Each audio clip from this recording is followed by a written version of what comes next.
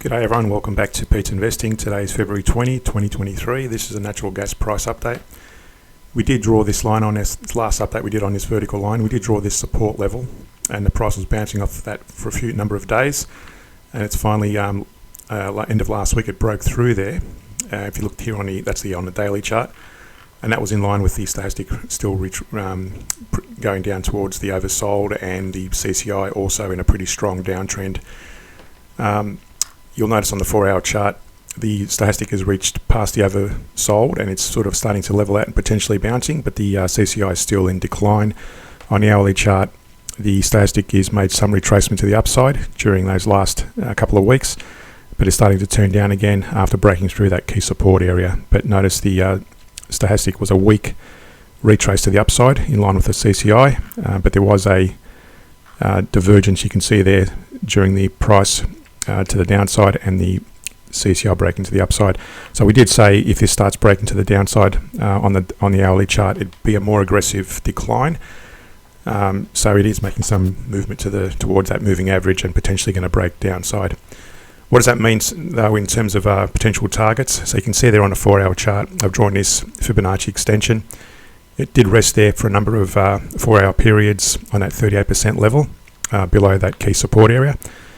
And it's now in between the 38 and 50% levels, so it may well come down to at least the 50%, possibly the 61% or further. So but there's no sign of a retrace to the upside yet, and as soon as we see that, we'll let you know. But at the moment, shorting positions only, and to understand how to properly trade using the average down approach, reference the playlist in the channel, or also some links in the description below.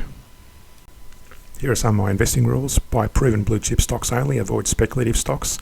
The reason for that is blue chip stocks have generally got a good history and a good track record, and you want to avoid going speculative because you're not sure where that stock, especially if it hasn't got any history, you want to avoid making just guesses or gambling on potential trades. Buy stocks which pay dividends. The reason for that is if the price goes against you and you're not closing out according to gaining a profit in the short term, at least you're getting some level of income via dividends. If the stock price goes against you, don't short positions, go long only.